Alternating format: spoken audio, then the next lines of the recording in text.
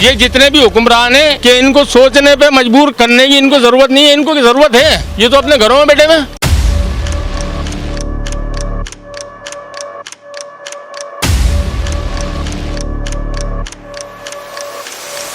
खाल तो खेत रहे, खून भी खेत रहा है।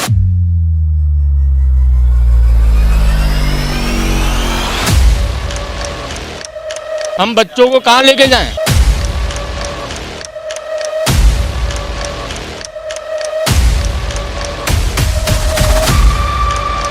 अरे क्या करें, इतने तूफान बदतमीजी पर किया हुआ है।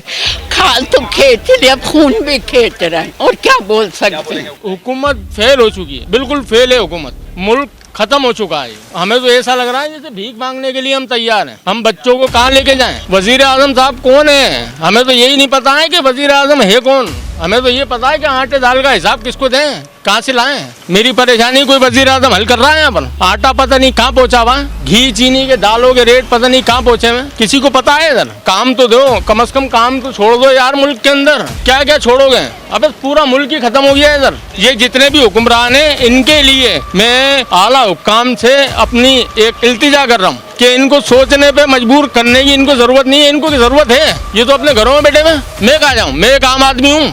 IMF की शर्तें जितनी भी हैं वो हम भी लाइव देख रहे हैं आप ही के न्यूज चैनलों पे कि 310 पे सेट कर दो इसको, पेट्रोल को 310 पे तो लेना पड़ेगा ना भाई। यही कहना चाह रहे हैं कि हुकूमत थोड़ा सा जो हमारे ज़रूरियात के रोज़ाना की अशिया हैं उनके ऊपर थोड़ा सा अपने आप ख्याल करें। कोई चेक एंड बैलेंस होनी चाहिए, कोई रेट लिस्ट के हिसाब से, कोई कमिश्नर्स फीस से। दूध के अपने रेट हैं, आटे घी के वो अपने रेट हैं, और उसी का महंगाई का असर इस बाजार पे भी पड़ रहा है। जो सस्ते आइटम हम लोग गरीब ताजिर यहाँ पे जो बेचा करते थे सस्ता, अब वो हमें भी या कह लें कि मजबूरन महंगा करके बेचना पड़ रहा है, क्योंकि हमें भी अपने घर की दाल रोटी चलाना होता है। तो इस तरह से वो महंगाई का असर स्टेप बाय स्टेप नीचे तक कन्वर्ट हो रहा है। और मैं चाहूँगा कि हुकूमत पाकिस्तान और आला अदलिया या ऐसे हुक्काम जो कि जिनके असर रसूख इस मामले में है कि वो कीमतों में थोड़ा बहुत ठहराव लाएं, और गरीबों के लिए यहाँ पे कोई चेक एंड बैलेंस हो, कमिश्नर रेट लिस्टें चेक करे। चलिए, थोड़ी सी बेहिसी हम लोगों की भी मौजूद है इसमें, और एज अ नेशन हम लोग भी इसमें सपोर्ट नहीं करते एक दूसरे को। अब ये ऑर्डर्स ऊपर से आ जाते हैं, लेकिन इस कानून को तोड़ने में या इस लाकानूनियत में कहीं ना कहीं हमारा अपना भी हाथ होता है, कहीं हमारा अपना भी मफाद होता है। तो इस तरह से मैं ये कहना चाहूँगा कि इसमें मुकम्मल तौर पे इंतज़ामी मामलात नहीं है, कहीं ना कहीं हम खुद भी गलत हैं, लेकिन फिर भी आवाम अपने हाथ में कुछ ले नहीं सकते। एक आदमी, 2 आदमी, 10 आदमी कहीं एहतजाज करें तो वो किसी गिनती में नहीं आता, फिर वो लाकानूनियत के ज़िम्मे में आता है, दहशतगर्दी के ज़िम्मे में आता है। कहीं पर हम किसी चोर को पकड़ के मार डालते हैं या आग लगा देते हैं तो वो भी फिर कहने में ये आता है, आप लोग रिपोर्टर्स ये कहते हैं